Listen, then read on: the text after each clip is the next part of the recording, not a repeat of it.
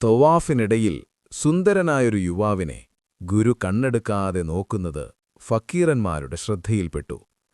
2-3 ദിവസങ്ങൾക്ക് മുന്നേ ഹജ്ജ് വേളയിൽ ശ്രദ്ധിക്കേണ്ട കാര്യങ്ങൾ നിർദ്ദേശിക്കുമ്പോൾ കാര്യമായി പറഞ്ഞതാണ് കണ്ണുകളെ നിയന്ത്രിക്കണമെന്ന്. സുന്ദരികളായ പെണ്ണുങ്ങളും മൊഞ്ചുള്ള ചെറുപ്പക്കാരുമെല്ലാം ഹജ്ജിനെത്തുമല്ലോ.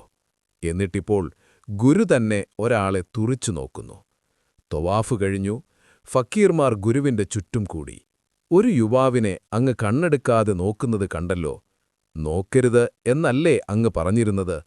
അവർ സംശയം പ്രകടിപ്പിച്ചു. ഇത് കേട്ട ഗുരു പറഞ്ഞു, രാജകൊട്ടാരം ഉപേക്ഷിച്ച് പടിയിറങ്ങുമ്പോൾ എനിക്കൊരു കുഞ്ഞുണ്ടായിരുന്നു. വർഷങ്ങളേറെയായില്ലേ, അവനേറെ വളർന്നിട്ടുണ്ടാകണം. ആ ചെറുപ്പക്കാരൻ എന്റെ മകനാണെന്ന് എനിക്ക് തോന്നി. അതുകൊണ്ടാണ് ഞാൻ നോക്കിയത്. ഗുരുവിന് അങ്ങനെ തോന്നിയെങ്കിൽ അതിൽ സത്യമുണ്ടാകാതിരിക്കില്ല. ഗുരുവിന്റെ നാട്ടിൽ നിന്ന് വന്ന ഹാജിമാർ തമ്പടിച്ച സ്ഥലത്തേക്ക് ഫക്കീറന്മാർ ചെന്നു. രാജകീയമായൊരു കൂടാരം അവിടെ കണ്ടു. അതിന്റെ നടുവിൽ ഒരു രാജകീയ കസേര. ആ ചെറുപ്പക്കാരൻ അതിലിരുന്ന് ഖുർആൻ ഓതുന്നു. ഓതുമ്പോൾ അവന്റെ കവിളുകളിലൂടെ കണ്ണുനീരിറ്റുന്നു. അസ്സലാമു അലൈക്കും, ഞങ്ങൾ അകത്തോട്ട് വന്നോട്ടെ? ഫക്കീറന്മാർ ഉള്ളിലോട്ട് വിളിച്ചു ചോദിച്ചു. അതിനെന്താ, വന്നോളൂ. കണ്ണുനീർ തുടച്ച് അവർക്ക് സമ്മതം കൊടുത്തു. ബൽഖിൽ നിന്നല്ലേ വരുന്നത്? ആരുടെ മോനാ? അവരുടെ ചോദ്യം കേട്ട് ചെറുപ്പക്കാരന്റെ കണ്ണുകൾ പിന്നെയും നിറഞ്ഞൊഴുകി. ഇബ്രാഹിം ഇബ്നു അദ്ഹം എന്ന് കേട്ടിട്ടില്ലേ? അദ്ദേഹമാണെന്റെ ഉപ്പ. ഇപ്പോൾ മക്കയിലുണ്ട് എന്ന് കേട്ടു. ഒന്ന് കാണുവാൻ വന്നതാ. എന്റെ ഉമ്മയും കൂടെ വന്നിട്ടുണ്ട്. ഇന്നലെ ഞാൻ അദ്ദേഹത്തെ കണ്ടിരുന്നു. പക്ഷേ ഒഴിഞ്ഞു മാറുമോ എന്ന് പേടിച്ച് ഒന്നും സംസാരിക്കാതെ ഇരുന്നതാ. അവൻ വിതുമ്പി. സങ്കടപ്പെടണ്ട, ഉപ്പ ഞങ്ങളുടെ കൂടെയുണ്ട്. കൂടെ വാ, ഉപ്പയെ കണ്ട് സംസാരിക്കാം. ഗുരുവിന്റെ മകനും ഭാര്യയും ഫക്കീർമാരോടൊപ്പം ചെന്നു. റുക്കുനുൽ യമാനിയുടെ ചാരത്തിരിക്കുകയാണ് മൂപ്പർ. വർഷങ്ങളായി പിരിഞ്ഞു നിൽക്കുന്ന പ്രിയതമനെ കണ്ടപ്പോൾ ഭാര്യയ്ക്ക് സഹിച്ചില്ല. നിയന്ത്രണം വിട്ടു പൊട്ടിക്കരഞ്ഞു. മോനെ, അതാണ് നിന്റെ ഉപ്പ. വിതുമ്പിക്കൊണ്ട് അവർ പറഞ്ഞു. നേരത്തെ കണ്ടയാൾ തന്നെ. മകൻ പിഴച്ചിട്ടില്ല. സങ്കടം സഹിക്കവയ്യാതെ അവനും കരഞ്ഞു. കണ്ടുനിന്നവരുടെ കണ്ണുകളും നനഞ്ഞു. പൊന്നുമോനെയും ഭാര്യയെയും കണ്ട് അദ്ദേഹത്തിന്റെ കണ്ണുകളും നിറഞ്ഞു. അദ്ദേഹം മകന്റെ കൈകൾ പുണർന്ന് മാറോടണഞ്ഞു നെറ്റിയിലൊരു മുത്തവും നൽകി.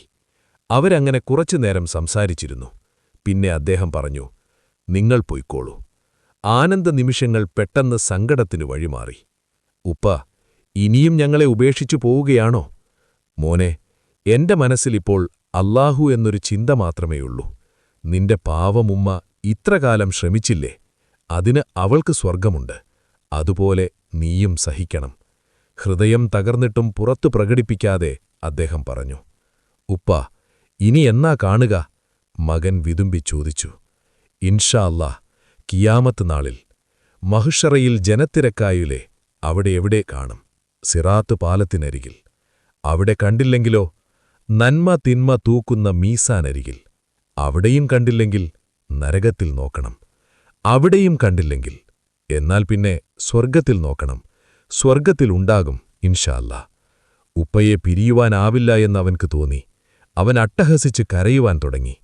അത് കണ്ടപ്പോൾ അദ്ദേഹം മേലോട്ട് കൈകൾ ഉയർത്തി പ്രാർത്ഥിച്ചു. പടച്ചവനെ, നീ സഹായിക്കണേ. ഉള്ളൂരുകിയുള്ള പ്രാർത്ഥന. തത്സമയം മകനവിടെ പിടഞ്ഞു വീണു. ആളുകൾ ഓടിക്കൂടി. അവൻ ഭൗതിക ലോകത്തോട് വിട പറഞ്ഞിരിക്കുന്നു. മകൻ പിതാവിന്റെ മുന്നിൽ കിടന്ന് വിശുദ്ധ കാബാലയത്തിലേക്ക് നോക്കി കലിമ ചൊല്ലിയാണ് വിട പറഞ്ഞത്.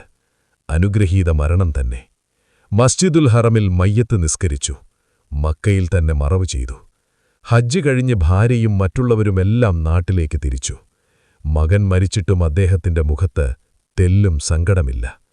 ഗുരു, എന്താണ് സംഭവിച്ചത്? അങ്ങ് സഹായിക്കണമെന്ന് പ്രാർത്ഥിച്ചപ്പോഴേക്കും അവൻ മരിച്ചു വീണല്ലോ. ഫക്കീരന്മാർ ആശ്ചര്യത്തോടെ ചോദിച്ചു. ഞാൻ അടച്ചുപിടിച്ചപ്പോൾ ഒരു പിതാവിലുണ്ടാകുന്ന സ്നേഹം എന്റെ മനസ്സിനെ ഉലച്ചുകളഞ്ഞു. അന്നേരം ആരോ വിളിച്ചു പറയുന്നു, ഇബ്രാഹിം എന്നോട് പ്രണയമുണ്ട് എന്ന് വാദിക്കുന്നു.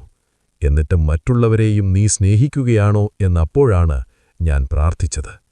മകന്റെ മരണത്തോടെ നാഥനോടുള്ള പ്രണയം അതിനേക്കാൾ വർദ്ധിച്ചു. അല്ലേലും കുറവുകൊണ്ടല്ലോ, അതൊരു പാപവുമല്ല നാഥനുവേണ്ടി.